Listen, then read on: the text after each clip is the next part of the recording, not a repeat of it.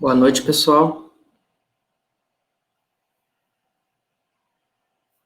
Boa noite, pessoal. Nós tivemos que encerrar o link e eu gostaria de saber se vocês agora estão conseguindo ouvir. Fábio Benini, seja bem-vindo. Agora sim, né? Eu acho que foi um problema aqui no aplicativo e por isso nós não estávamos conseguindo executar aqui a live. O professor Gaspar já está conosco. Peço desculpas por esse problema técnico.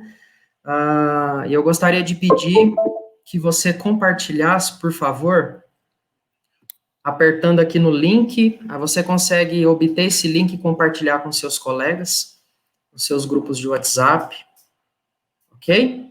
Sejam todos bem-vindos. Agradeço aí a presença de todos.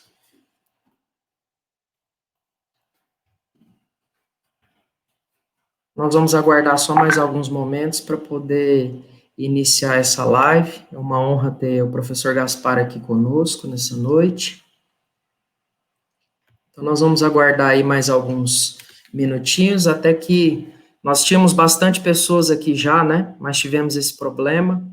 Então, eu vou aguardar até o pessoal que estava aqui conosco voltar novamente, para que a gente possa iniciar essa live.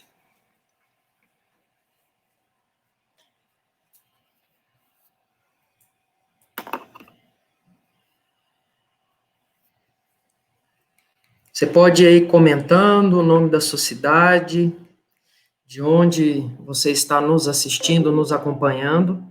Algumas pessoas estavam perguntando se nós iríamos compartilhar pelo Facebook, pelo YouTube, mas nós só vamos fazer pelo Facebook, vai ser gravado e depois nós vamos repostar no YouTube. Nós estamos fazendo isso porque o nosso alcance aqui, ele consegue ser muito maior do que o alcance no YouTube. O nosso canal ainda é um canal novo, então por isso nós estamos... A nossa última live, nós tivemos em torno de 500 pessoas, foi com o nosso colega Dr. Fernando Bacilieri, falando sobre fisiologia da cana-de-açúcar. Nós também tivemos uma live com o nosso colega do grupo de pesquisa, Gustavo Santos, e ali nós tivemos em torno de 700 a 800 pessoas, uma interação muito boa, foi muito bom. E nós já temos uma próxima live marcada, tá? Algumas lives, mas a próxima delas vai ser em setembro. Nós vamos ver se conseguimos fazer uma live por mês, pelo menos. E essa próxima live, de acordo aí com a plataforma, provavelmente a gente já vai fazer direto no YouTube. Nós vamos ter aí a professora Brenda Tubana, da Louisiana State University. Ela é uma amiga do professor Gaspar, orientou e tem orientado vários alunos orientados do professor Gaspar em intercâmbio, e ela vai estar falando conosco a respeito do manejo nutricional da cana-de-açúcar, especificamente do nitrogênio. Então, essa live já está confirmada, depois nós vamos divulgar nas nossas redes, e eu peço aí que você nos siga. Nós temos o nosso canal no Instagram, nós temos o nosso canal, essa página aqui no Facebook, mas também nós estamos com uma página no YouTube, essa página é nova, então você pode pesquisar pelo GPSI UFO, então você vai nos encontrar. Nós estamos aqui com mais de 20 pessoas. Eu vou, antes de convidar o professor Gaspar para entrar conosco, eu gostaria aqui de trazer uma breve introdução. Professor Gaspar, ele é formado em agronomia, né? Ele tem doutorado pela Universidade, pela USP, e o professor, ele tem diversos trabalhos, né? Um currículo muito extenso. Ele já publicou mais de 150 artigos, mais de 18 livros. Ele já orientou mais de 25 estudantes de mestrado, mais de 18 alunos de doutorado, mais de 20 alunos de graduação, mais de 30 alunos. E eu tive o prazer e o privilégio de ser orientado pelo professor Gaspar e aprender muito com ele. Nesse pouco tempo que eu fiz parte do grupo de pesquisa na UFA. Agora eu estou de volta, fazendo pós-doc, né? O professor Gaspar, ele aposentou, mas o professor Hamilton está dando continuidade aos trabalhos, né? Então, eu estou lá ajudando nas atividades. Então, eu gostaria de convidar o professor Gaspar, eu vou chamar ele aqui agora. Seja bem-vindo, professor. Vocês me ouvem? Aqui. Vocês me ouvem? Estou ouvindo. O seu áudio está ok. Bom, boa noite a todos, então. Obrigado pelo convite. Obrigado também pelos que estão participando dessa live. O tema é muito interessante, é um desafio para todos nós, que é o manejo de canaviais de 3 dígitos, né? Evidentemente que nós ainda estamos em muitos locais longe dessa condição, e eu, então, gostaria, então, de trocar algumas experiências com vocês dentro dos próximos 40, 45 minutos. Professor, fique à vontade, viu? Eu vou cortar aqui, o senhor pode iniciar a live. Pessoal, eu peço, antes do professor Gaspar iniciar, que você possa mandar nos comentários aí suas perguntas. O professor Gaspar vai trazer aí para nós esse tema muito importante, né? E no final, nós vamos estar aí tirando as dúvidas daqueles que estiverem assistindo, ok? Professor, a live é sua. Obrigado, Bruno. Vocês enxergam as minhas figuras, as minhas imagens ou não? Só confirmando isso, Bruno, vocês conseguem... estou conseguindo compartilhar a tela ou não? Tá sim, professor, está compartilhando, tá perfeito. Tá, obrigado. Então, o título da nossa live é Manejo Nutricional para Canaviais de 3 dígitos. Como eu mencionei, em muitos casos nós estamos ainda bastante longe disso. Aqui nós podemos ver a média histórica da produtividade da região Centro-Sul, que é uma das maiores, a maior produtora de cana do Brasil. E o ano passado, em especial, nós tivemos média de 76 toneladas por hectare, em 2019. Esse número, como eu disse, está muito longe dos 3 dígitos, mas gostaria de dizer a vocês que existem regiões no Brasil, em particular a nossa região aqui do Triângulo Mineiro, onde nós temos várias usinas já trabalhando com 3 dígitos, e é isso que nós pretendemos discutir em cima desse tema. Aqui, por exemplo, é um benchmark regional, isso não significa que não tenham outras unidades trabalhando com 3 dígitos, mas vocês veem aí nessa figura altamogiana, moendo aí 6 milhões de toneladas, mais de 6 milhões de toneladas, com produtividade de 103 toneladas realizada na safra de 2019, com uma média de idade de 3, deixa eu colocar uma laser aqui,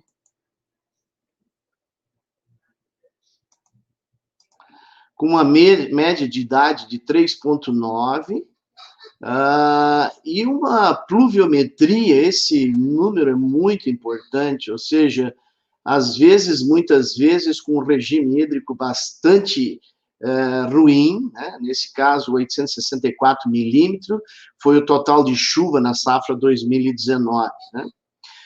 Nós temos aqui, já em condições de estresse hídrico também bastante acentuado, é a usina Otávio Lage, fica no norte de Goiás, com média de 103 toneladas.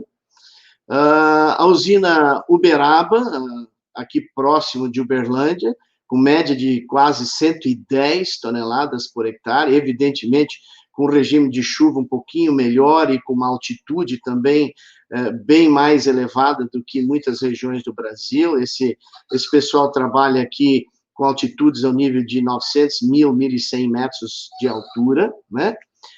Nós temos a usina Aroeira, que é a usina na qual nós, como produtores, eu também sou um produtor de cana, a gente fornece cana para essa usina, então está com média, o ano passado fechou com média de 110 toneladas, também números espetaculares em termos de produção.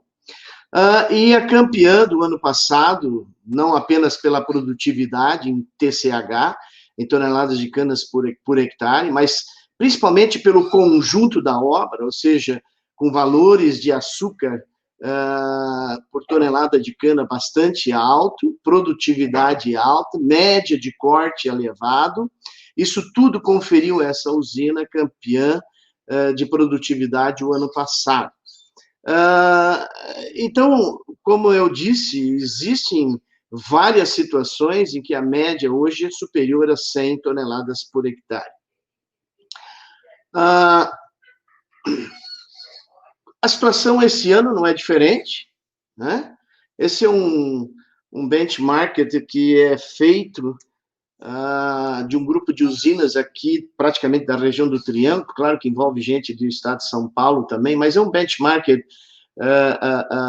assim, de um grupo, não significa que não existam outras usinas com essas produtividades, mas até agora, dia 31/7, né, nós temos aí usinas como a usina Uberaba, com média, nesse momento, exatamente nesse momento, de 130 toneladas por hectare, quer dizer, muito acima de 3 dígitos, né? Ou pelo menos de 100 toneladas, melhor dizendo.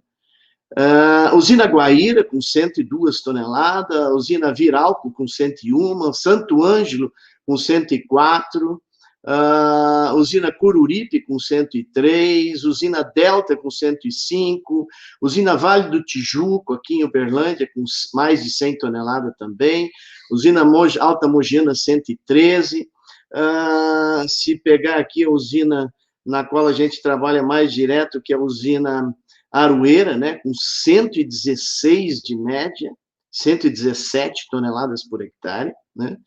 E assim, esse grupo de usinas todas hoje trabalha com a média de 99 toneladas, ou seja, praticamente 3 dígitos.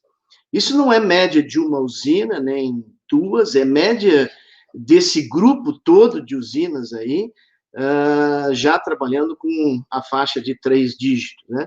Lembrando que essa pluviometria aqui é a chuva acumulada de janeiro até o presente momento, avaliada até 31 de julho desse ano, e nós temos regiões realmente muito secas, né? Chuvas de volume muito baixo, como eu estou apontando aqui.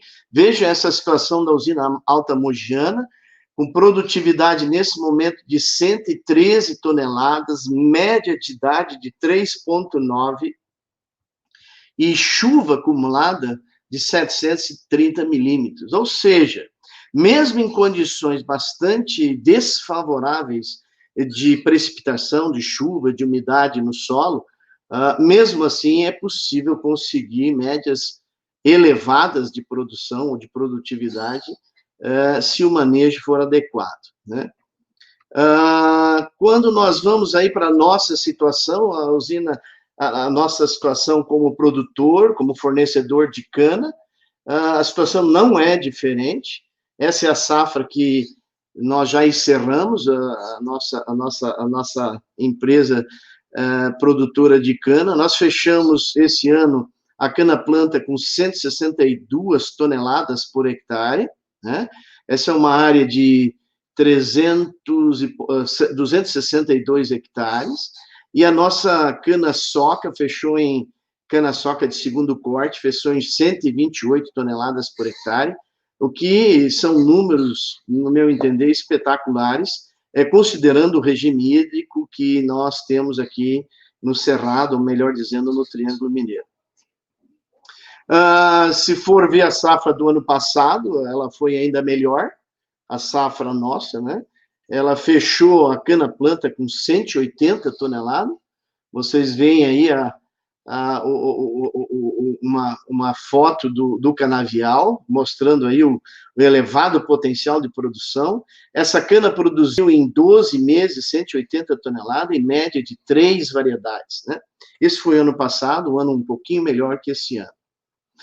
Muito bem, esse ano também a média da cana-planta, né, que eu mencionei aí, está na faixa de 162, depende da variedade. Nesse caso, a variedade 5201, ela fechou com 168 toneladas por hectare, né?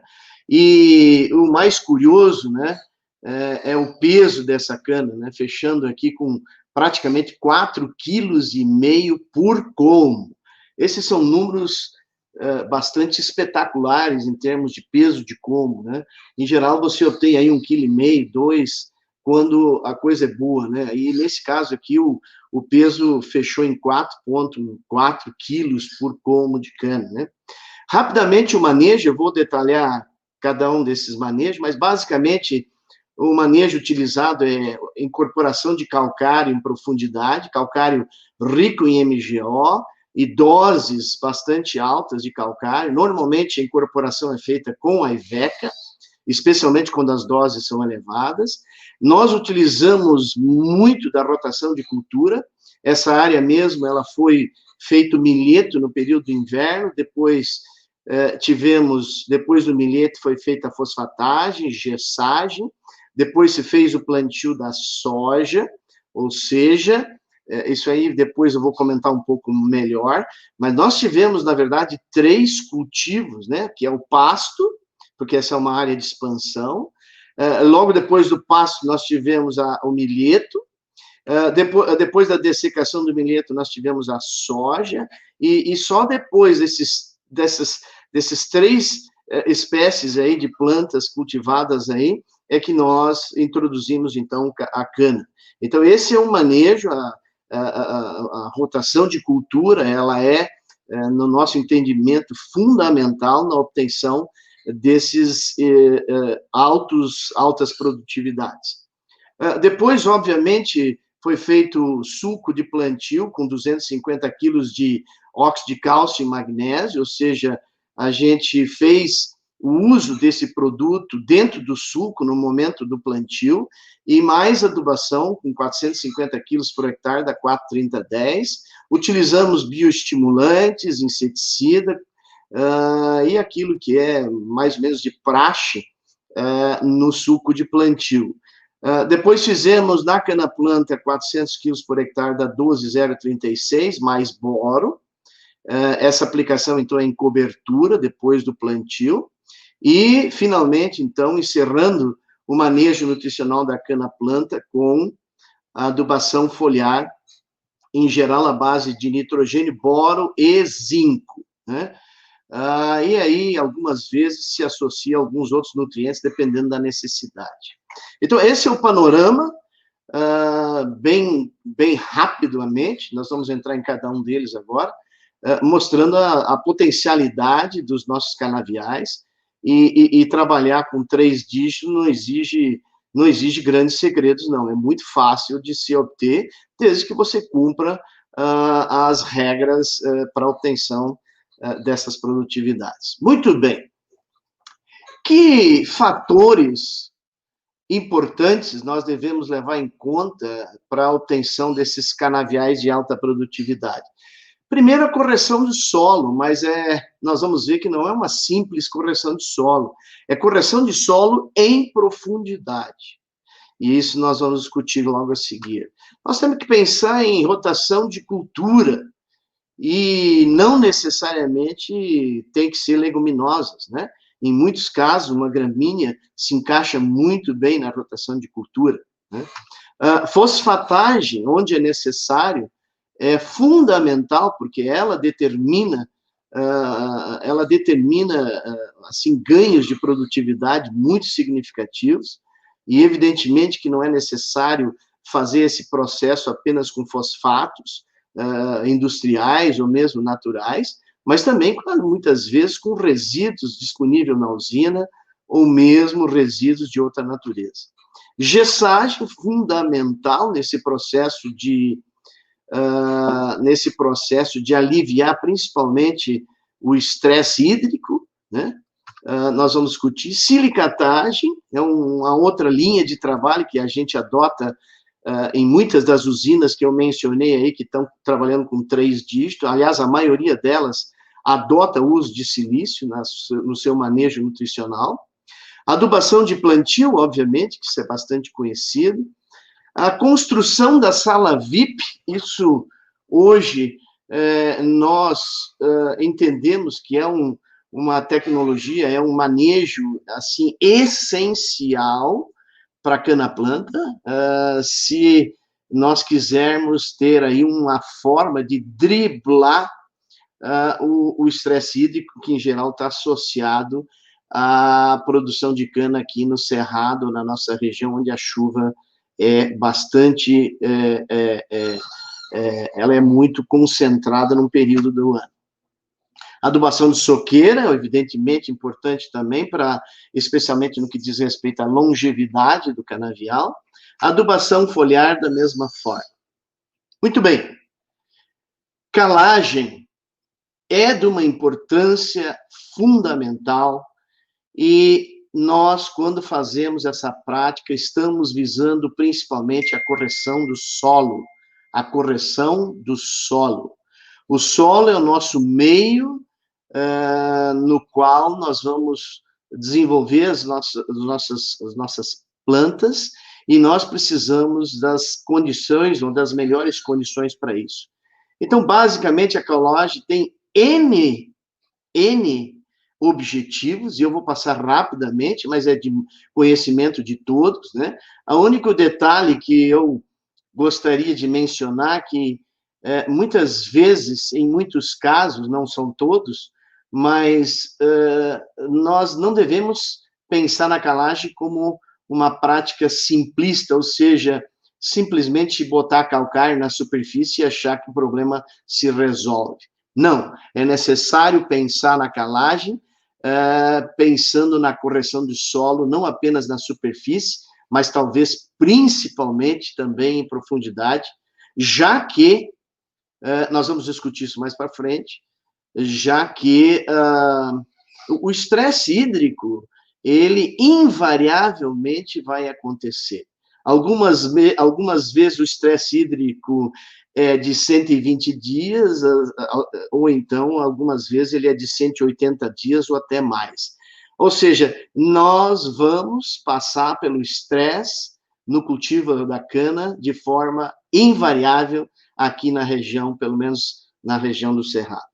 Rapidamente, por que fazer a calagem? Reduz a acidez, fornece cálcio e magnésio, neutraliza o efeito de alguns elementos que prejudicam ou que diminuem o crescimento radicular, promove a expansão, então, o uso do calcário, do sistema radicular, e a busca não é apenas desenvolver raízes simplesmente, mas desenvolver raiz em profundidade, né? Porque na medida em que a gente consegue isso, nós vamos ter, especialmente nos períodos mais secos, um acesso à água residual do solo maior. E isso pode fazer a diferença na produtividade de forma muito impactante. Em alguns casos de solos, principalmente solos bastante intemperizados, como são esses aqui do Cerrado, a CTC, em geral, é muito baixa, e nós temos aí um mecanismo de, pelo menos, aí, acrescentar ou aumentar um pouco essa CTC do solo, principalmente a CTC associada às cargas dependentes de pH. Então, a calagem promove esse aumento, e isso tem uma importância grande. Melhoria da atividade microbiana. Hoje, cada dia mais, nós estamos validando essa importância da microbiota, nós vamos discutir isso mais para frente também. A ausência de uso aumenta a eficiência do adubo fosfatado, já que é um adubo que, nas nossas condições, ele muitas vezes se perde no processo de competição com o solo, muitas vezes a eficiência do nosso adubo fosfatado é baixa, e nós podemos, através da calagem, então, melhorar ou aumentar a eficiência desses adubos fosfatados. E, finalmente, obviamente, o que se busca com a calagem, não resta a menor dúvida, né, é a produtividade, mas não apenas a produtividade, como também a longevidade. E aí o calcário tem um papel importante também, já que se trata de um insumo de residual bastante longo. Então, nesse caso, a calagem, ela não apenas vai nos trazer ganhos de produtividade, mas possivelmente também uma longevidade maior do nosso canavial. Quando falamos de calcário, nós falamos de fonte de cálcio, obviamente, né? E a cana, eu vou mostrar a vocês, ela é extremamente dependente nesse elemento. Não apenas de importância, mas quantitativamente também. Ela é extremamente exigente, ela exige grandes quantidades de cálcio. E aqui apenas um estudo que foi feito já há algum tempo na usina Jales Machado, safra 2009, na qual se obteve uma relação quase linear entre a produtividade da cana e os teores de cálcio no solo, né? Na medida em que eu aumentava os teores de cálcio no solo, eu tinha produtividades mais altas. Quanto mais baixos os teores de cálcio no solo, mais baixo eram as produtividades. Isso é extremamente relevante, isso mostra a dependência que a produtividade da cana tem em relação a esse nutriente no solo.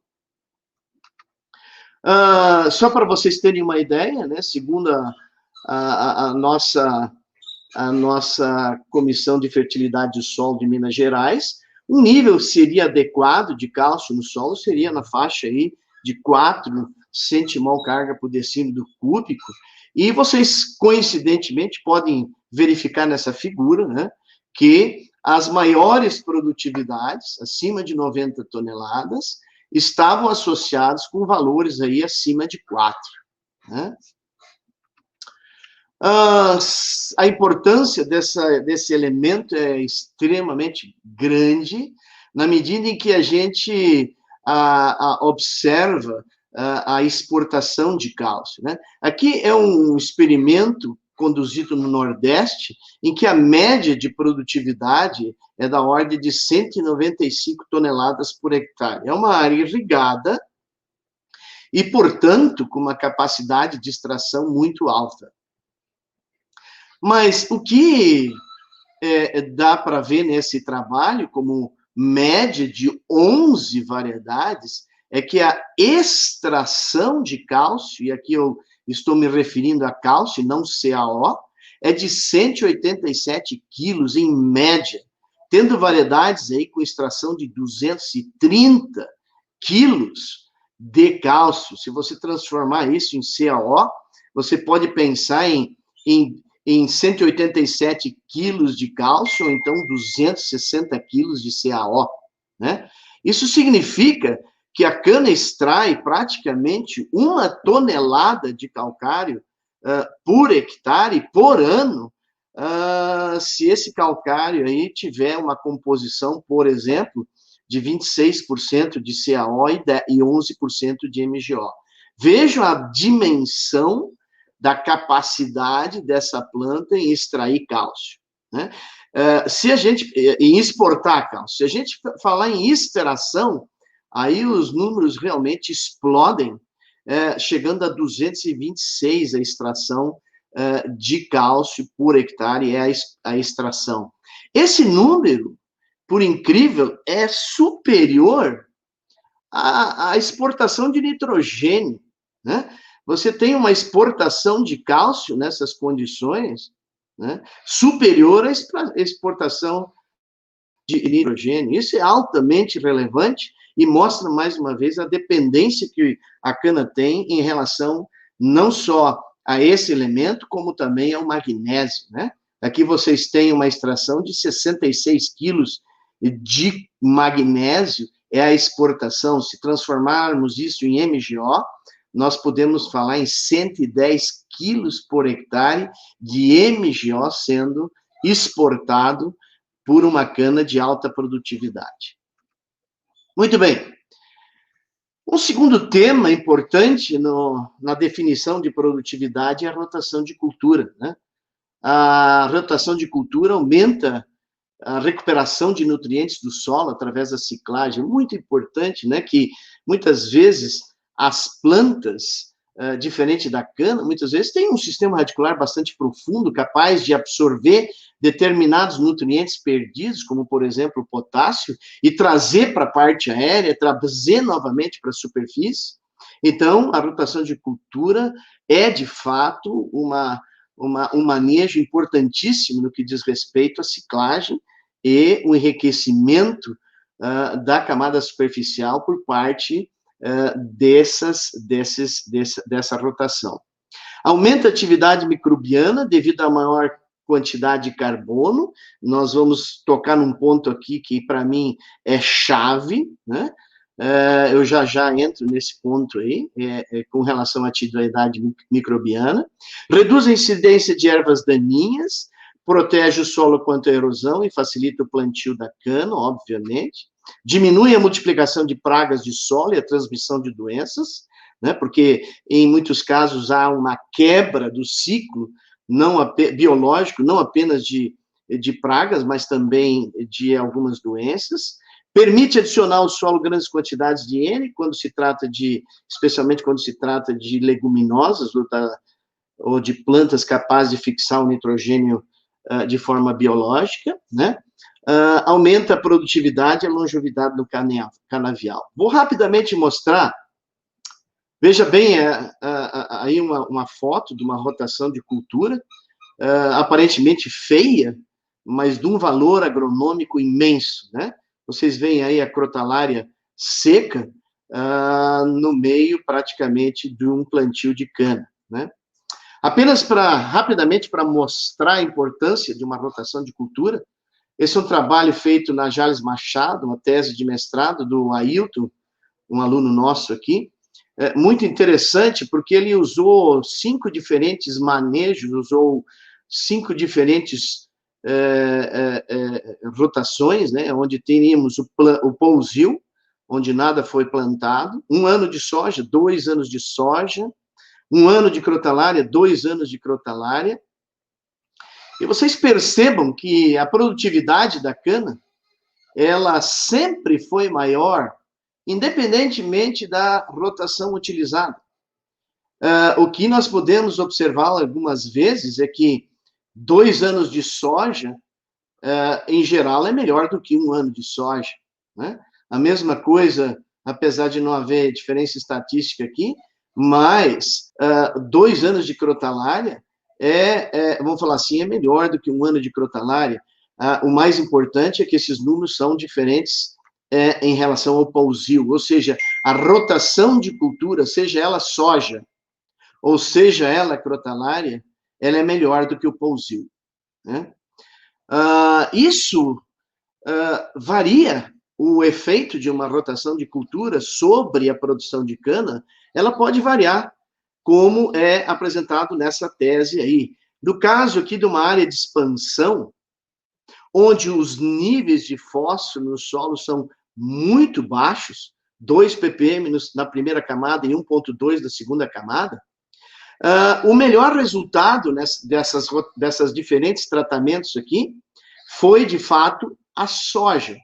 Mas isso se deve a um fato bastante peculiar, ou seja, a soja é fortemente adubada com fósforo, enquanto que a crotalária não foi adubada com fósforo, né?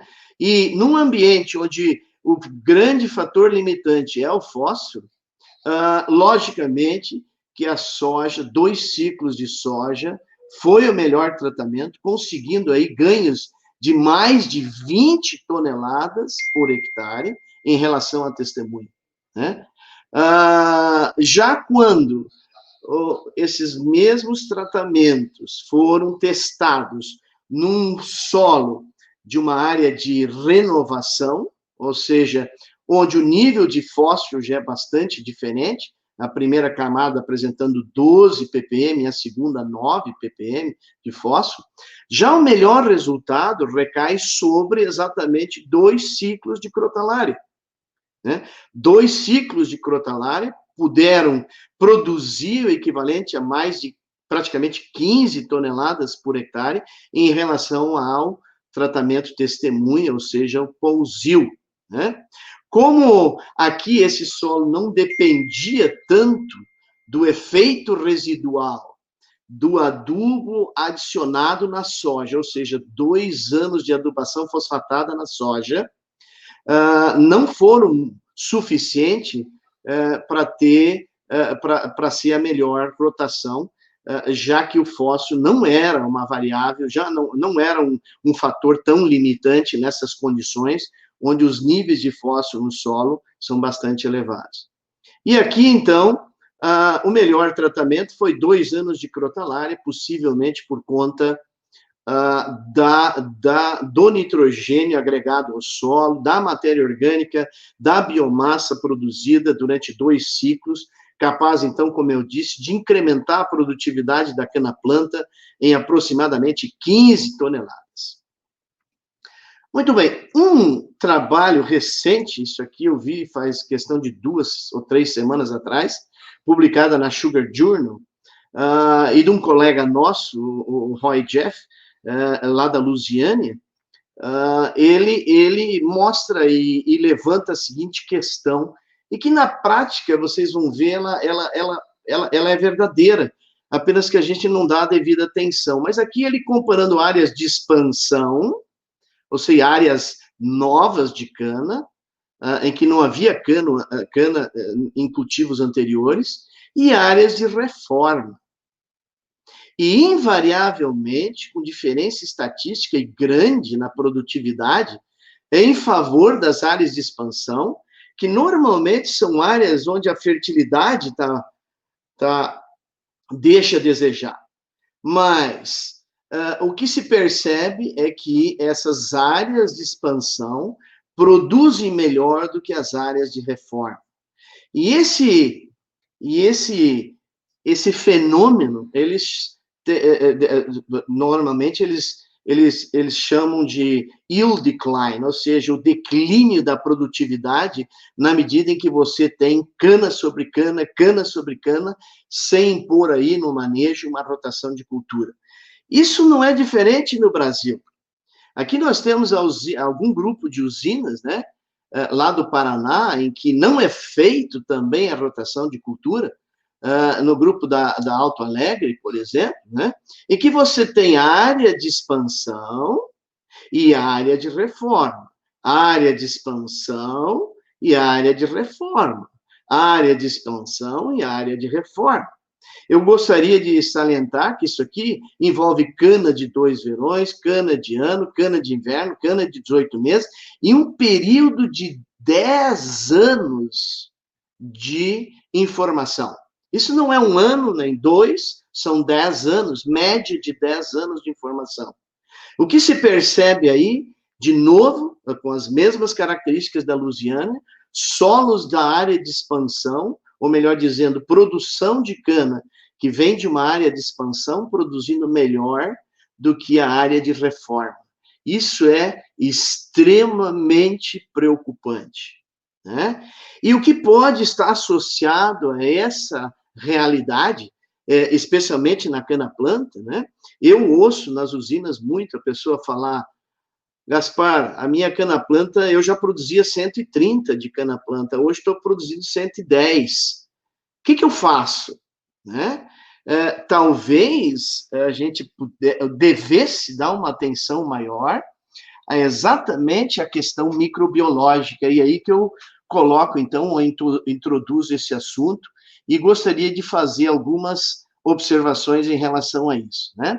Só para ter uma ideia, nesse grupo de usina aí, o ganho de produtividade da área de expansão é de 9,6 toneladas por hectare, média de 10 anos, e dessas 5 usinas aí. Dessas 4 usinas, me desculpe. Muito bem, eu acho que eu coloquei em posição diferente, mas ou então tirei o slide, devo ter tirado o slide. Mas o que eu queria comentar aqui com relação a isso é a importância da rotação de cultura, e mais do que isso, da diversidade biológica. Ou seja, na medida em que você introduz uma rotação de cultura, você estimula a biomassa microbiana, a atividade microbiana, no sentido de desenvolver micro-organismos, entre aspas, micro-organismos do bem, né, que vão, de uma certa maneira, diminuir, muitas vezes, o estresse de uma determinada planta, seja ele por fatores bióticos ou abióticos, né? E essa monocultura, ou seja, esse manejo de cana sobre cana, ela leva a uma redução nessa diversidade biológica e que tem, não tenho a menor dúvida, impacto no desempenho do canavial, principalmente da cana-planta, em razão do estresse dessa cultura, dessa cana-planta. O que eu quero me referir é o seguinte: a cana-planta é que, em geral, é a que mais sofre pelo estresse, especialmente estresse hídrico, né? É ela que vai, muitas vezes, passar por um período seco prolongado, sem ter devidamente estruturado o seu sistema radicular, né, para atender, muitas vezes, uma demanda hídrica bastante elevada por conta da parte aérea. Então, a diversidade biológica é algo que está diretamente associado à falta da rotação de cultura e, mais do que isso, a produtividade da cana-planta, e nós precisamos olhar com carinho esse detalhe aí. Nós podemos trabalhar não apenas com a rotação, mas muitas vezes com a introdução de micro-organismos que são positivos do que diz respeito à eliminação de determinados patógenos, micro-organismos que são capazes de aumentar a capacidade de absorção de nutrientes e o desenvolvimento de uma planta, e tudo isso, muitas vezes, pode ser manejado, pode ser introduzido, coisa que está aí bastante, está sendo bastante estudada, inclusive pelo nosso grupo aqui da UFO, né? Nós temos uma série de ensaios hoje demonstrando que a introdução de micro-organismos pode trazer ganhos de produtividades muito significativos. Muito bem. Fosfatagem, obviamente que esse é um tema bastante comum, né? Mas em solos com baixo teor de fósforo, eu preciso fazer a fosfatagem, né? É uma prática de grande impacto na produtividade da cana. Se não realizada, muitas vezes, pode se tratar de um fator limitante muito grande, né? Então, eu gosto sempre de mencionar que a fosfatagem, muitas vezes não realizada, ela é capaz de determinar ganhos de produtividade de 30 toneladas. Muitas vezes é muito mais difícil ganhar esse tipo de incremento de produtividade com outros nutrientes, mas com fósforo é possível. Eu até vou mostrar alguma coisa nesse sentido aí. Fornece fósforo para o solo e também para as plantas. Quando eu penso em fosfatagem, eu não estou pensando diretamente apenas na nutrição da planta, mas eu penso também na melhoria da fertilidade, na correção do solo em termos de fósforo, né? A fosfatagem, quando realizada com fosfatos e cálcio, também contribui com cálcio, e aí é muito importante na formação do sistema radicular. Uma boa parte desses fosfatos tem na sua composição o cálcio, é o caso do fosfato natural reativo, que é um fosfato tricálcico. É o caso, por exemplo, do super simples, que é um fosfato monocálcico, né? É o caso também do super triplo, um fosfato monocálcico também. Então, em geral, os adubos fosfatados, em muitos casos, podem também contribuir não apenas com fósforo, mas também com cálcio, que, no meu entendimento, são os dois elementos mais importantes na construção de um sistema radicular. Promove a atividade microbiana, melhora a qualidade da matéria-prima, né? Na medida em que você tem um solo mais rico em fósforo, isso vai se refletir no caldo e na hora de fazer a clarificação desse caldo da cana lá na indústria. Isso tem um impacto também, não apenas de qualidade do processo fabril, mas também de custos, ou seja, eu posso, inclusive, pensar em reduzir alguma parte do custo no processo de fabricação através de um caldo mais rico em fósforo. E, obviamente, de novo, produtividade e longevidade, né? Só para vocês terem uma ideia, a importância da fosfatagem, vejam aí, um tratamento feito com fosfatagem, outro sem fosfatagem, são as parcelas tratadas e não tratadas com fósforo, num experimento na usina Goiasa, um experimento com aplicação de fósforo em pré-plantio. Aqui, rapidamente, mostrando que aqui nós temos, por exemplo, doses de fósforo de 0, 100 e 200, e aqui também doses de fósforo no suco até 200 quilos, né? E aqui eu queria fazer um exercício rapidamente. Eu posso botar 200 quilos de P2O5 no suco de plantio e produzir 112 toneladas de cana. E não fazer a fosfatagem, né? Então, eu ponho 200 quilos de P2O5 no suco, produzo 112 toneladas por hectare e não faço a fosfatagem. Mas eu posso fazer uma outra coisa que parece que é muito mais interessante. Eu vou dividir essa dose, né? Eu vou, em vez de pegar 200, eu pego 100 quilos no suco e 100 quilos em área total, em pré-plantio, então aqui a fosfatagem. A dose de fósforo é a mesma, ou seja, 100 quilos em pré-plantio e 100 quilos dentro do suco, e o resultado é melhor. São 12 toneladas a mais, sem sequer mudar a dose.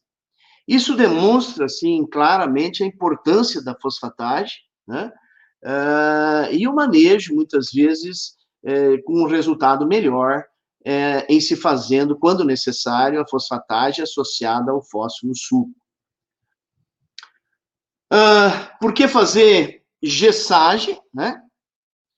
É um outro tema importante, né? O gesso agrícola é normalmente utilizado como condicionador de solo, ou seja, ele não é apenas uma fonte de cálcio e enxofre, mas também ele atua de forma muito importante no fato de poder ou conseguir aliviar o efeito do estresse. Isso na cana-planta ainda tem uma importância maior ainda, né?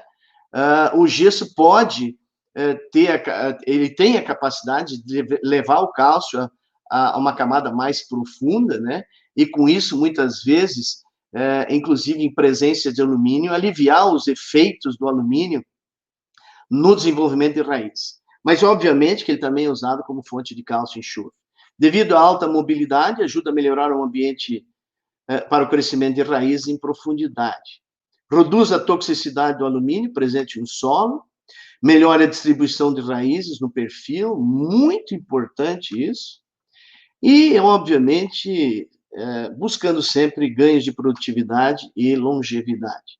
Aqui vocês têm um resultado com 3 toneladas de gesso, aplicado em pré-plantio, na usina Jales Machado. E esse é um experimento que, além de duas doses testemunha e uma aplicação de 3 toneladas de gesso, haviam vários tratamentos de fósforo, que não vem ao caso aqui, mas podemos perceber aqui a grande efeito do gesso, comparando o tratamento de 3 toneladas contra o tratamento testemunha, com ganhos aí de 18,5 toneladas por hectare, com a aplicação de 3 toneladas de gesso em pré-plantio. Suco de plantio, né? Obviamente que nós precisamos também fazer isso, eu vou mostrar rapidamente. Assegurar desde o início da implantação do canavial altas taxas de crescimento radicular e parte aérea, fornecer nitrogênio, fósforo e potássio na adubação de plantio, né? Aumentar a absorção e o teor de potássio no tecido foliar, é uma das coisas que está sendo estudado aqui pela nossa equipe também. O papel do potássio em amenizar ou reduzir um pouco o estresse hídrico, e a importância dele no suco, no plantio, né? Reduzir o número de operações, adubação de plantio numa mesma operação, plantio e adubação, ou seja, eu aproveito a operação de plantio para, nessa mesma operação, fazer a adubação adequada para essa planta, para essa cana-planta, e, obviamente, se busca produtividade e longevidade. Aqui uma tabela, a adubação de cana-planta sempre deve ser feita baseada na análise de solo, então no teor de fósforo no solo, né? E também no teor de potássio que existe no solo. E, obviamente, tudo isso associado à estimativa de produtividade, né? Então, se eu quero uma cana-planta de 130, 150 quilos, desculpe, toneladas por hectare, eu devo colocar 30 quilos de N no suco de plantio. Se o nível de fósforo é muito baixo, eu teria que botar aí 120 quilos de P2O5 no suco de plantio. Se o nível de potássio também é muito baixo, eu vou colocar aí 180 quilos de K2O, distribuídos entre suco de plantio e quebra-lombo, ou então cobertura. Apenas mostrando a importância de fósforo no suco de plantio, né? Essa é uma área da nossa propriedade lá, um experimento que foi conduzido pela nossa equipe lá, e aqui nós temos duas variedades, e vejam vocês aqui, né, ganhos de produtividade, como mencionei, de até 34 toneladas por hectare.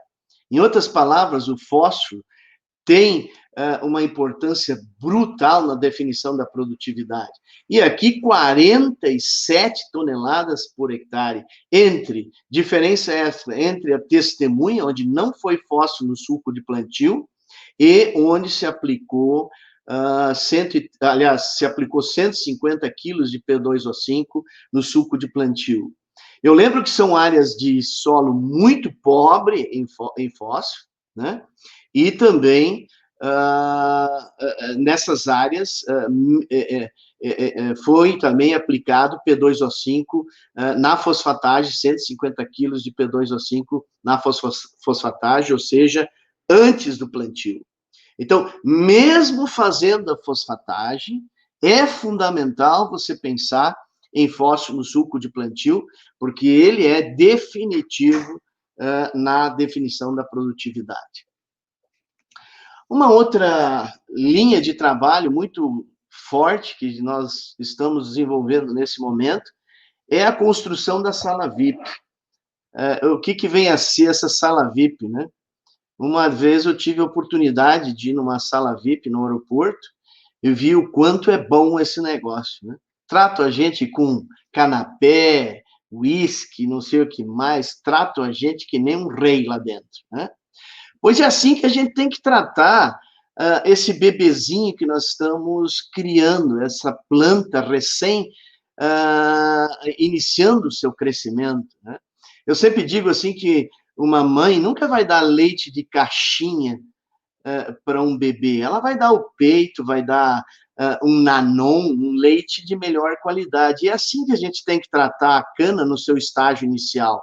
Você não pode deixar a cana desenvolver o seu sistema radicular, onde existe, muitas vezes, alumínio, onde existe um meio ácido bastante grande, muitas vezes, onde a salinidade do adubo pode comprometer esse desenvolvimento radicular, onde, muitas vezes, os componentes da adubação acabam atrapalhando o crescimento de raízes, como é o caso, principalmente, do cloreto de potássio, né, que muitas vezes é colocado em grande quantidade dentro do suco.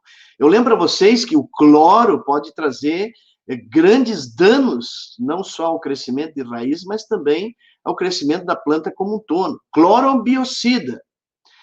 Provavelmente nós temos aí também uma microbiologia bastante afetada exatamente pela falta dessas condições de crescimento mais adequadas. E lembrando ainda que a grande maioria do nosso adubo colocado no fundo do suco, né, principalmente é constituído de NPK, mas em geral, na maior parte das vezes, não tem cálcio e não tem magnésio, né? Ou melhor, algumas vezes pode ter cálcio, mas magnésio, infelizmente, não existe oportunidade para ele através da NPK, através do adubo NPK de uma forma economicamente viável, né? Nesse sentido, muitas vezes a pessoa me pergunta, pô, Gaspar, mas eu fiz a calagem, para que botar cálcio e magnésio em profundidade? Eu lembro que a calagem, né, em geral, ela é feita na superfície e hoje, a maioria das vezes, nem sequer se incorpora ela, né? Isso faz com que, ao sulcar, embaixo do tolete, nós tenhamos aí níveis de cálcio e magnésio muito baixos. E para isso, então, nós temos a grande oportunidade de, no momento de fazer o plantio, né, criar um ambiente melhor, criar essa sala VIP, fornecendo cálcio e magnésio em profundidade, abaixo do tolete, né, diminuindo a acidez, reduzindo a saturação por alumínio e os teores de alumínios, quando eventualmente existem, né, e isso pode ser feito de uma maneira muito rápida. Isso pode ser feito através do uso de óxidos. E precisa ser óxido, porque eu posso criar essa sala VIP com calcário, mas não no tempo que é exigido, né? O tempo que é exigido é do momento do plantio até a emissão das primeiras raízes. E esse tempo é da ordem de 15 dias, 20 dias. Ou seja, eu preciso ter um ambiente totalmente favorável à expansão e o crescimento do sistema radicular, criado em 15 dias. E para fazer isso, eu preciso de um produto diferenciado, como é o caso dos óxidos de cálcio e magnésio, que tem uma velocidade de reação com o solo muito grande, muito rápida, e que pode construir essa sala VIP em questão de dias, em questão de 15, 20 dias. Um outro ponto muito importante, o que a gente vê é que quando a gente coloca esse cálcio, aliás, quando coloca esse óxido em profundidade, nós percebemos aumentos nos teores de fósforo disponível para a planta, porque muitas vezes esse fósforo que nós usamos através da adubação no suco de plantio, ele sofre uma concorrência muito grande com os óxidos de ferro e alumínio que existem em muitos dos nossos solos e que pode tornar esse fósforo de forma não disponível. Isso a gente chama aí de retenção de fósforo. E essa aplicação do óxido em profundidade, no momento do plantio, traz aí um aumento nos teores de fósforo, como já comprovado. Inclusive, hoje eu participei de uma banca de doutorado, onde se pôde ver com clareza aumento dos teores de fósforo com o uso da sala VIP. Melhora o enraizamento e perfilhamento da cana, o enraizamento é mais profundo, e aí é um ponto extremamente importante. O que se quer não é raiz crescendo para cima, o que se quer é raiz descendo no perfil. O que se quer é raiz capaz de ter acesso à água disponível do solo nos períodos mais secos do ano. É isso que se quer promover através dessa sala VIP. É isso que se quer construir através dessa sala VIP. Um sistema radicular não apenas aumentado em tamanho, mas mais do que isso, com uma morfologia, com uma arquitetura direcionada para profundidade, buscar água em profundidade. Esse é um ponto fundamental nesse manejo de calcário no suco de plantio. Aumenta a tolerância, como resultado disso tudo, ao estresse hídrico, que, como eu disse, a cana-planta é a mais afetada em relação ao estresse hídrico. Sala VIP é essa aí, ó. Essa figura mostra muito bem o que é a sala VIP, né? Você tem aí uma zona abaixo do tolete com um valor de cálcio e magnésio mais elevado, você tem um pH melhor, você tem uma saturação de base maior, você tem uma redução na saturação de alumínio, presença de alumínio quando ele existe, enfim, você criou uma sala VIP, uma condição muito melhor ao desenvolvimento inicial do sistema radicular da cana-planta. Só alguns dos números, nós temos hoje muitos trabalhos nessa linha aí, mas esse é um dos resultados na usina Santo Ângelo, mostrando aí ganhos de produtividade bastante elevados, na ordem de 19 toneladas na produção de cana-planta, com apenas 150 quilos de óxido de cálcio e magnésio. Lembro que essa dosagem tem um custo extremamente barato. Eu estou falando de custo aí da ordem de R$60 por hectare, mais ou menos. Quer dizer, são perfeitamente assimiláveis no processo produtivo. Hoje existem N mecanismos de fazer isso, mesmo em plantadoras como essa. Existe um kit para botar o calcário, aqui está o adubo e aqui é colocado o calcário, né? Ou então, mesmo no sulcador, eu não tenho uma foto aqui, mas nós mesmos fizemos dentro de casa um sulcador, onde existia 2 caixas de adubo, nós afastamos as 2 caixas, colocamos uma terceira caixa, que é onde a gente coloca o óxido de cálcio e magnésio. Então, hoje, operacionalmente, é muito fácil de fazer essa aplicação do calcário. Por que adubação de quebra-lombo, né? Colocar parte do nutriente, principalmente o nitrogênio e potássio, aqueles mais sujeitos a perdas por lixiviação, na superfície e não em profundidade, no período com menos chuva e de forma parcelada. Melhorar a eficiência do aproveitamento do adubo, isso pode trazer um ganho de aproveitamento desse adubo, se for feito esse parcelamento, ou seja, colocado na cobertura, no quebra-lombo, diminui a salinidade e o excesso de cloro colocado no fundo do sulco, ou seja, algumas vezes nós tivemos queda de produtividade por estar usando de forma exagerada o KCl, o cloreto de potássio. Diminuir perdas por lixiviação, porque o adubo concentrado no fundo do sulco, ele não só está em profundidade, 20, 30 centímetros, às vezes até mais de profundidade, mas mais do que isso, ele, quando colocado dessa forma, ele fica concentrado. E esse elemento, quando aplicado na forma concentrada, ou seja, na linha, ele vai ser mais facilmente perdido por lixiviação. Reduzir o número de operações, né?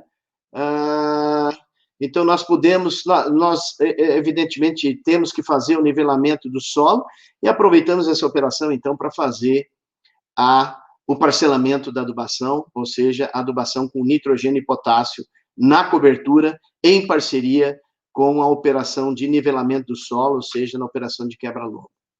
De novo, a cana-planta, e aqui eu acho que pulou, mas a necessidade de se colocar nitrogênio é fundamental na cana-planta, né? Especialmente quem trabalha com 3 dígitos, né?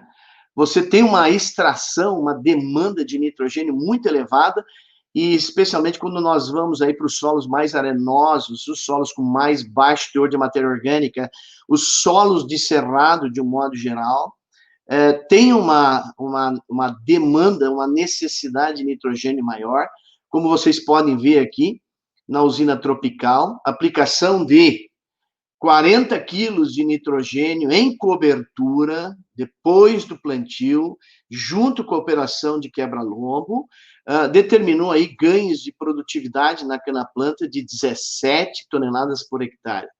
Gostaria apenas de mencionar que resultados como esse, nós temos muitos, são praticamente 9 trabalhos nessa mesma linha, todos eles mostrando a necessidade de fazer adubação nitrogenada na cana-planta, na cobertura, especialmente quando nós tratamos aí de canas de alta produtividade. A mesma coisa o parcelamento do potássio, é importante fazer isso. Aqui vocês veem 120 quilos de potássio aplicado todo ele no sulco de plantio, e aqui apenas 60 quilos no sulco de plantio, os outros 60 aplicados na cobertura. Vocês veem aqui diferenças muito importantes para o parcelamento do potássio na cana-planta. Adubação foliar, obviamente que ela é complementar no nosso manejo, Mas muito importante, principalmente em se tratando de micronutrientes, nós temos aí uma forma bastante eficiente de fazer a complementação da adubação, não apenas do nitrogênio que nós fazemos, mas também e particularmente os micronutrientes, né? Então, a adubação foliar é uma prática que serve aí para complementar a adubação que a gente faz via solo, especialmente em épocas de elevada exigência, ou seja, aquele período em que a planta cresce muito e que a demanda é bastante alta, muitas vezes o solo não tem a capacidade de atender essa demanda de acordo com a necessidade da planta. E aí se faz, então, essa complementação. Alto índice de utilização, aproveitamento do nutriente pela planta, ou seja, aquilo que se faz via foliar pode ser feita ou muitas vezes em quantidades 10 vezes menores do que se faz via solo. E daí vem exatamente esse mais alto índice de utilização, né? Doses, em geral, bem inferiores às recomendadas via solo, como eu mencionei. Respostas rápidas à aplicação. Muitas vezes, a adubação foliar pode ser responsável pelo salvamento de um determinado cultivo, ou seja, ela é capaz, então, de segurar a produtividade. Muito eficiente na correção de deficiências de micronutrientes, principalmente metálicos, né?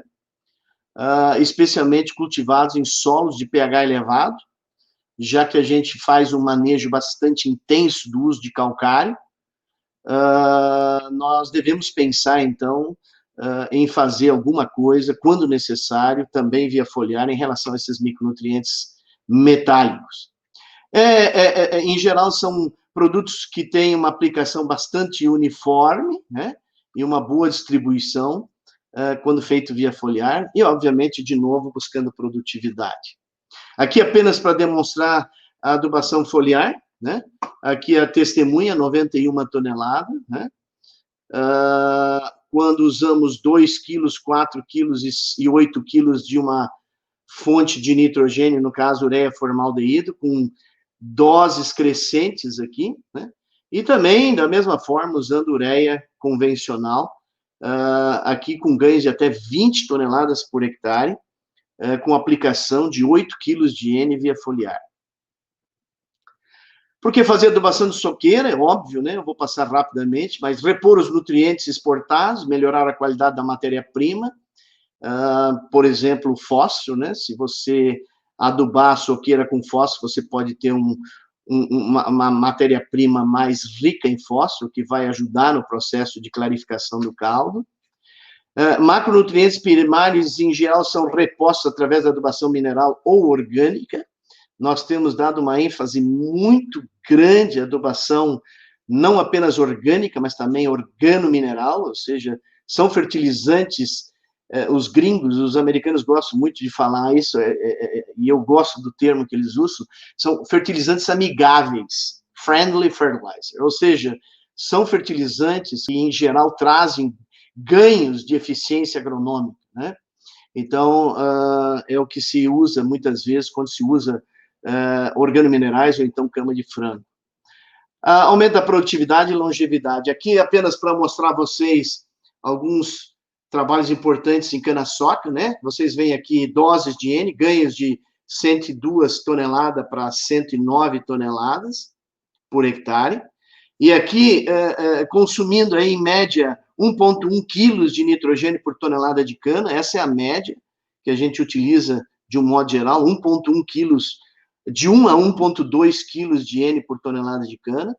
E o potássio, um nutriente aí um pouco desprezado em relação ao seu consumo na cana-de-açúcar, já que se trata de um elemento extraído em grande quantidade, mas também com ganhos de produtividade, 99 na testemunha para 112, o que leva aí uma relação de 1,9 quilos de K2O por tonelada de cana. Nem todos nós fazemos essa reposição de potássio, porque em muitos casos a gente trabalha com áreas da bacia de vinhaça, ou então, em muitos casos, os níveis de potássio já são relativamente altos. Aqui, mostrando uma característica importante, né, em relação à quantidade de N por tonelada de cana. Esses aqui são ensaios que nós desenvolvemos, aí é uma parte só desse grupo de ensaios, existem vários outros aí, ensaios realizados, mas o que se percebe na soqueira é que quando você aumenta as doses de N, né, não há resposta a nitrogênio quando a produtividade é baixa. Ou seja, aqui vocês veem um ensaio de terceiro corte com produtividade de 50 toneladas, um outro ensaio de segundo corte de 40 toneladas, primeiro corte com 50, 60 e 50. O que eu quero dizer e mostrar com esses experimentos que a relação, a quantidade de N por tonelada de cana, ela evidentemente vai variar em função dessa resposta do canavial. Produtividades limitadas por outros fatores que não o nitrogênio, como, por exemplo, estresse hídrico, variedade mal alocada, praga e vários outros fatores que são capazes de limitar a produtividade, não adianta você insistir nas doses de N, né? E por isso mesmo você pode trabalhar com relação de nitrogênio por tonelada de cana mais baixa, né? Então, se eu recomendei na figura anterior você trabalhar com 1 kg de N a 1,2 kg de N por tonelada de cana, isso é para produtividades de intermediária aí na faixa de 100 toneladas, né? Quando você está trabalhando nessa faixa de produtividade, ou seja, produtividades bem mais baixas, então você pode trabalhar com relação também mais baixa, ou seja, quem sabe trabalhar aí com 0,6, 0,8 quilos de N por tonelada de cana. E o contrário também é verdadeiro.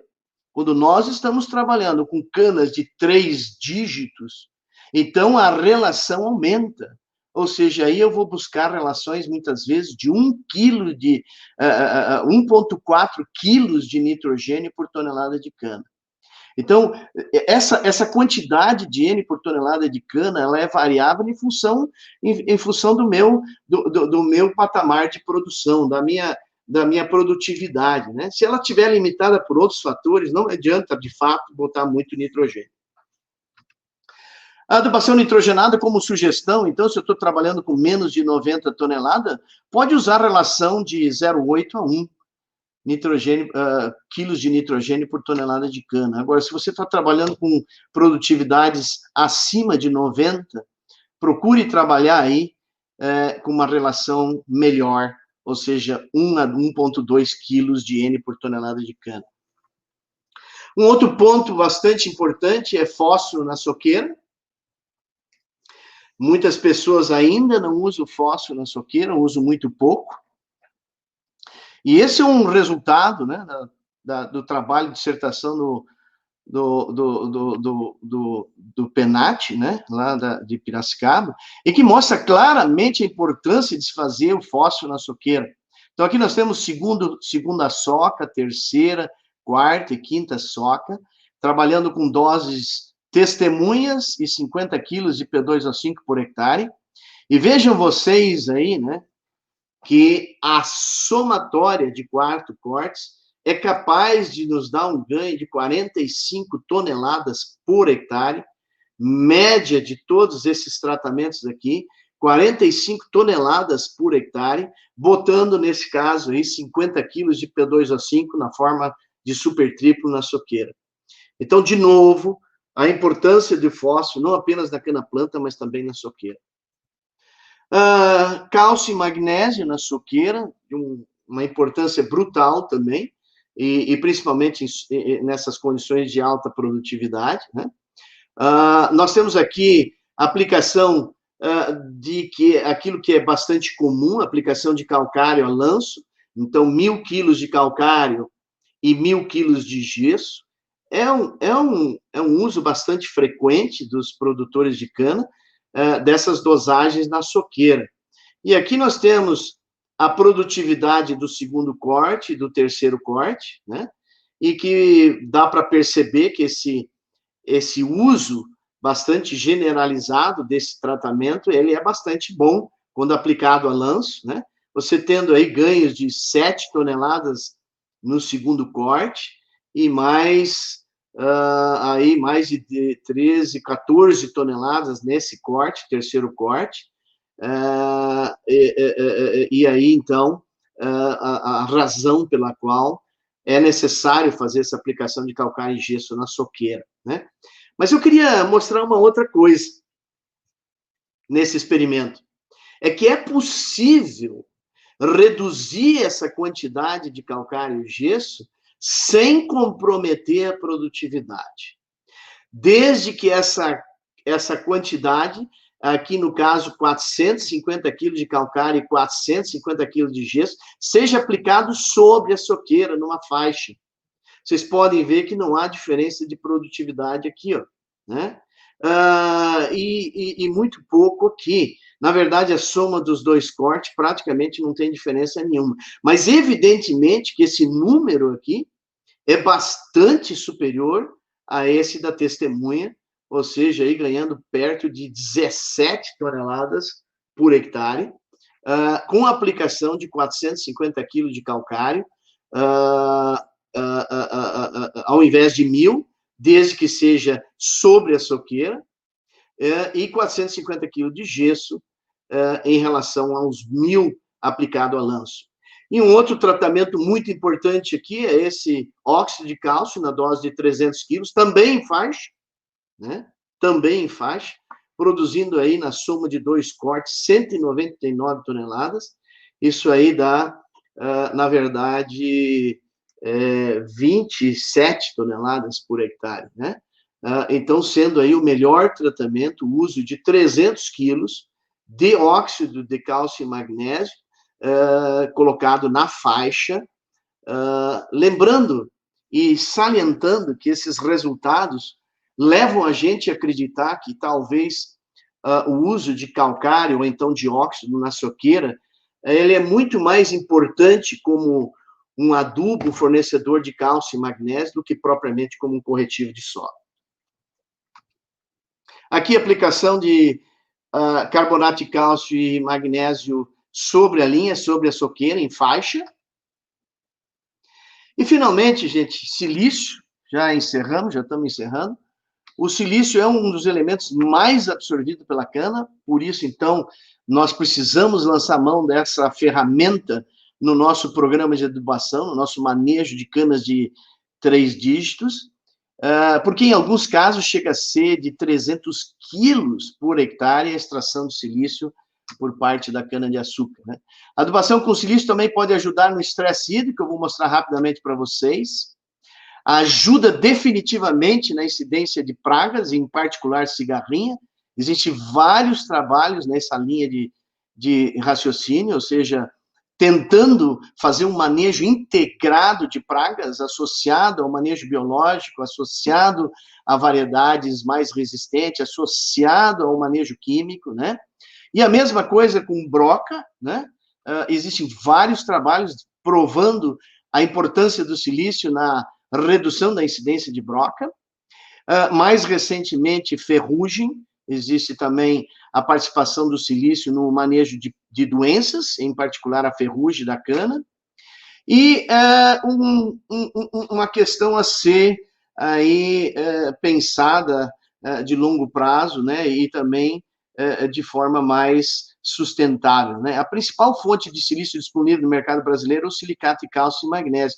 Esse produto, além de substituir o calcário, né, ele também é uma fonte de cálcio, magnésio e silício, mas com um detalhe muito importante. Os silicatos não têm, e o produto em si não gera CO2 para a atmosfera, enquanto que o calcário, a sua composição, o fato de ser um carbonato, ao reagir com o solo, com a acidez do solo, nos leva à produção de CO2, que em geral estão associados com o efeito estufa. Silicato não contribui para aumentar o efeito estufa, pelo menos por razões da sua composição, ou seja, o fato de não ter carbono na sua composição. Aqui a extração de silício, muito elevada.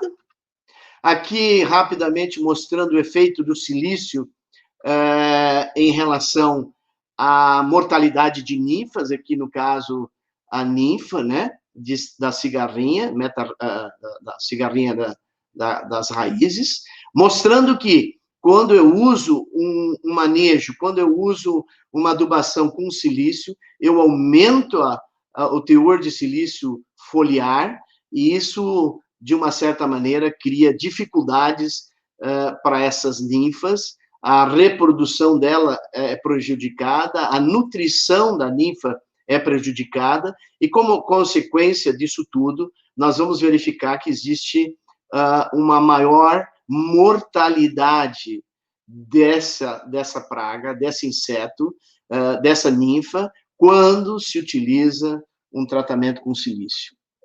A mesma coisa com relação à irrigação, né? Esse é um trabalho lá da Nicarágua, muito interessante, a gente acompanha esse trabalho já há muitos anos, mas da safra aí 18, 19, aqui nós vemos o tratamento com irrigação, em que a produção de colmos não difere entre o tratamento com silício e sem silício, ou seja, se não há déficit hídrico, se não há falta de água, o silício não se manifesta, pelo menos de forma estatisticamente, não é capaz de mostrar o efeito dele.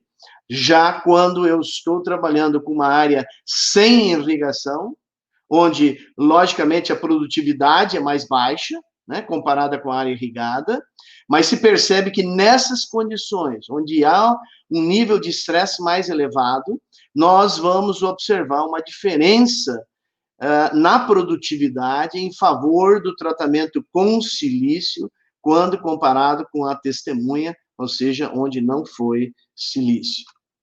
A mesma coisa aqui em relação às fontes, né? Esse é um trabalho aqui nosso, com algumas escórias, são média de 3 diferentes fontes de silício, uma cana de terceiro corte, mostrando aí ganhos de açúcar da ordem de 1,5 toneladas por hectare em relação à testemunha, média de 3 diferentes fontes de silício.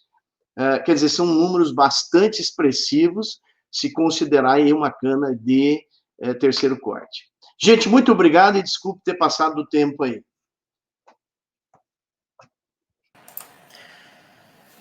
Quero agradecer a todos que estiveram na nossa live até agora. Mais uma vez, professor Gaspar, por aceitar o convite. E vamos abrir aqui rapidamente para algumas perguntas, né? Uns 10 minutos para perguntas. Tinha bastante gente de várias cidades, até mesmo a professora Tubana. Thank you for being present in our live, even em português. Eu não sei se ela ainda está. Vamos lá. Primeira pergunta. Bom, Leonardo Cardoso, ele está perguntando, professor, gostaria de saber como enxerga os maiores erros que as usinas cometem para ficar abaixo dos 3 dígitos. Abraço. Essa pergunta é espetacular, no meu ponto de vista, né? Porque eu vejo assim, rapidamente, porque essa é uma pergunta que dá para ficar um dia discutindo, mas o pessoal argumenta, né, que essas produtividades baixas, principalmente aí do Centro-Oeste, estão associados algumas vezes à introdução da colheita mecanizada, o pisoteio e, enfim, falhas no canavial, e que isso poderia determinar aí uma queda de produtividade, bem como a introdução da colheita, do plantio mecanizado da mesma forma, né? São duas tecnologias que vieram e muitas vezes se associa a perdas de produtividade, e isso é uma verdade. Mas eu acho que é um conjunto de fatores, evidentemente, e no meu entendimento, muitas vezes, situações como a falta da rotação de cultura me parece um dos fatores determinantes aí da baixa produtividade. Eu vou dar só uma dica para você entender o que eu vou falar. Em primeiro lugar, quando se pega essas usinas que têm produtividade acima de três dígitos, aí, com mais de 3 dígitos, melhor dizendo, acima de 100 toneladas, você vai ver que, invariavelmente, elas têm a rotação de cultura no seu manejo produtivo. Eu posso apenas citar para você lembrar de que eu não estou falando bobagem. Ou seja, você pega Alta Mogiana, rotação de cultura. Você pega a usina Guaíra, rotação de cultura. Você pega Santo Ângelo, campeã o ano passado, rotação de cultura. Você pega a usina Aroeira, com média de 116 nesse momento, rotação de cultura. Você vai ver que a rotação de cultura é parte do manejo da grande maioria dessas usinas trabalhando com 3 dígitos. Esse é o ponto. Evidentemente que a rotação de cultura não vai ser a única variável determinante dessa produtividade elevada, né? Você pode, muitas vezes, tentar atuar nessa diversidade microbiológica que eu mencionei, né? Nessa reciclagem de nutrientes de outras formas, mas a rotação de cultura é um dos fatores que me impressiona em relação às produtividades de São Paulo, em geral, muito baixas, e que, na sua grande maioria das vezes, não tem rotação de cultura no seu manejo, né? Claro que existe aí um grupo, outro ponto muito grande, que eu atribuo à falta de produtividade para chegar nos 3 dígitos, é a correção de solo, né? Nós viemos de um manejo em que se fazia a correção de solo. Calcário no Sulco, a usina da Pedra já fazia há 15 anos atrás, 20 anos atrás, parou de fazer. E hoje a gente volta a fazer calcário no sulco. Outro ponto, por exemplo, é a incorporação do calcário, né? No passado, a gente fazia, no mínimo, fazia uma grade para incorporar o calcário. Hoje, o que se faz, na maioria das vezes, é um subsolador. Não que isso não seja importante, eu acho que, assim, do ponto de vista de sustentabilidade, de perda de solo, nós ganhamos muito nessa nova manejo com uso, por exemplo, de subsolador. Eu tenho certeza disso. Agora, esse é um manejo que tem uma pré-condição. A pré-condição é que o solo esteja corrigido em profundidade. E o que se vê hoje é exatamente isso. Ou seja, solos que não têm a sua correção realizada a contento, ou seja, solos que são corrigidos só de forma superficial, a produtividade da cana-planta vem caindo ano após ano, né?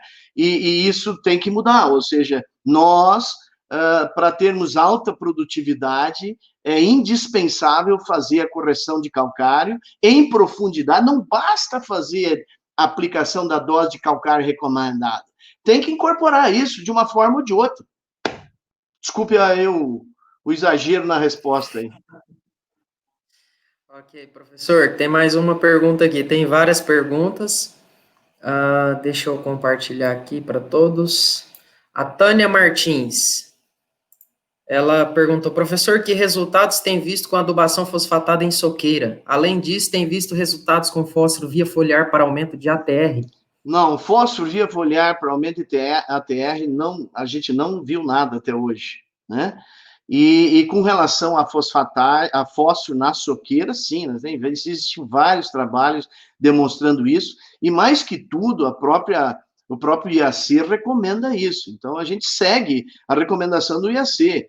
Você vai ver lá que, se o nível de fósforo no solo é baixo, é uma recomendação do IAC aplicar fósforo na soqueira. E, evidentemente, que talvez até nós estejamos trabalhando com doses ainda aquém da necessidade.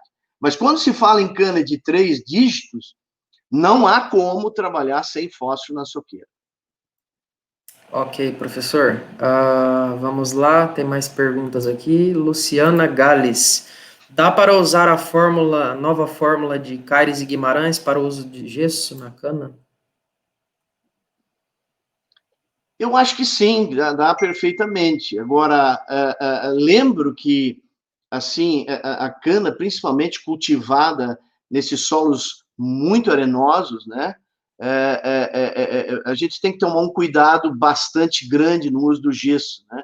Porque o gesso tem uma dinâmica muito rápida no solo, e isso pode trazer alguns problemas se fizer um mau uso do gesso. Então, pode sim usar, o Cairês tem uma forma diferenciada, a nossa, em geral, é calculada com base na textura, mas você pode usar porque ela é um pouco mais avançada em relação ao que a gente usa hoje. Bom, professor, tem várias perguntas aqui, deixa eu selecionar algumas. Pensando na viabilidade econômica, qual a recomendação de silício para a cana?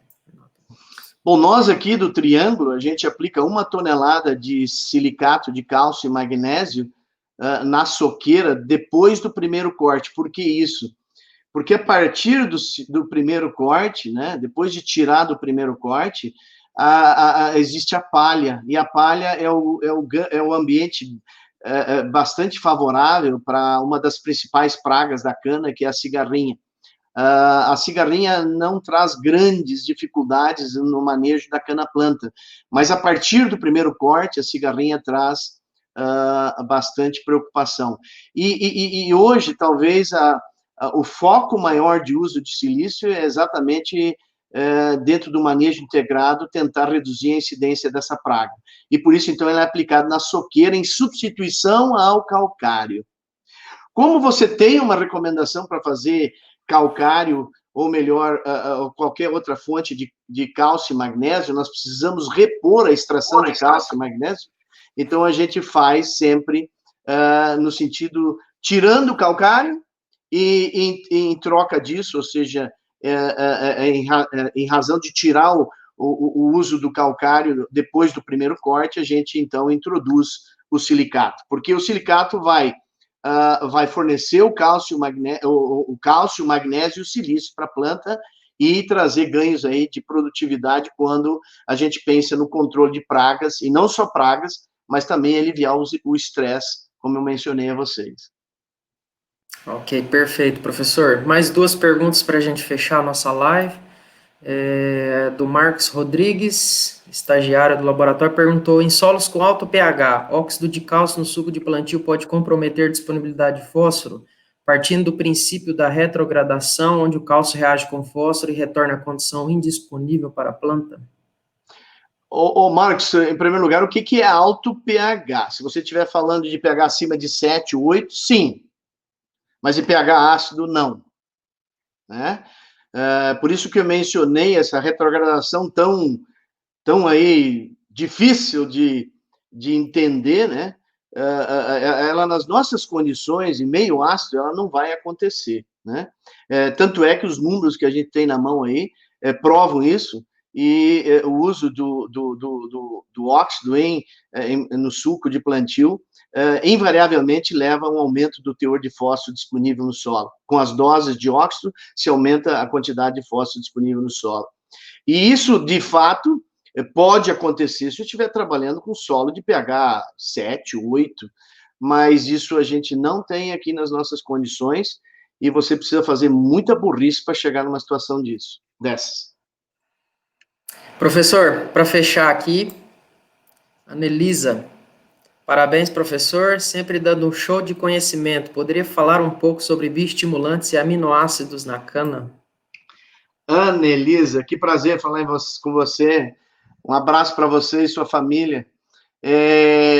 Anelisa, a parte de bioestimulante, a gente tem estudado muito no nosso grupo, né? E esse é um ponto bastante interessante, né? Os bioestimulantes, o nome já diz, eles estimulam a planta por exemplo, produzir hormônios de crescimento, auxina, citocinina e giberelina, principalmente, né? Então, na medida que você tem um bioestimulante capaz de estimular a planta a produzir esses hormônios de crescimento, evidentemente que você vai ter ganhos de várias naturezas. A gente quase que invariavelmente tem ganhos de perfilhamento, ganhos de enraizamento, e na medida em que você tem ganhos no aumento do sistema radicular por conta do uso desses bioestimulantes, você vai ter também uma melhoria no aproveitamento do adubo, um aumento na capacidade de extração de nutrientes, por conta desse maior desenvolvimento de raízes a partir do uso de bioestimulante. Ok. Bom, pessoal, é isso. Eu quero agradecer a todos aqueles que passaram pela nossa live. Acredito aí pela quantidade de pessoas que nós temos aí, deve ter passado mais de 500 pessoas, né? Então, eu quero agradecer a todos que ficaram até o final da nossa live. Peço desculpas aí novamente pelos problemas técnicos no início. Como foi postado aqui, nós vamos publicar toda essa live juntamente com as dúvidas que o professor tirou no nosso canal GPS UFO no YouTube. Então, depois você pode compartilhar com seus grupos e com seus amigos. E mais uma vez, professor Gaspar, é uma honra ter o senhor aqui conosco, fundador do grupo de pesquisa, e foi muito boa a live. Eu creio que essa iniciativa aí de trazer lives aí tem sido muito bom, o pessoal está gostando. E se o senhor quiser falar mais alguma coisa, está aberto aí. Não, apenas dizer a vocês obrigado pelo tempo dispensado, né? São 9 horas, quase 10 horas da noite. Mas mais do que isso, sabe, especialmente aos estudantes, aos jovens aí, né?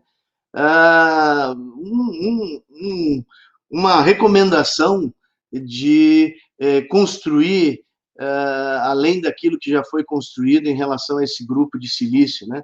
Esse tem um valor imenso, essa linha de trabalho, né? Eu só lamento que ela ainda não é muito maior do que já é, né? Eu lembro sempre que uma coisa que é importante, você viu aí a Tubana participando, né? Quer dizer, muitas vezes esse grupo tem mais representação fora do país do que aqui dentro do país. Então, continuem firme nesse grupo, esse grupo tem um potencial enorme de gerar tecnologia para nós, produtores, e para nós, usinas. Obrigado, Bruno. Professor, prazer foi nosso aí, foi muito bom. Se cuida, né? Nós vamos estar se cuidando aqui também. E esperamos que em breve, né, vamos estar aí todos juntos. Uma boa noite a todos e agradeço aí pela sua presença. Tchau, tchau, pessoal.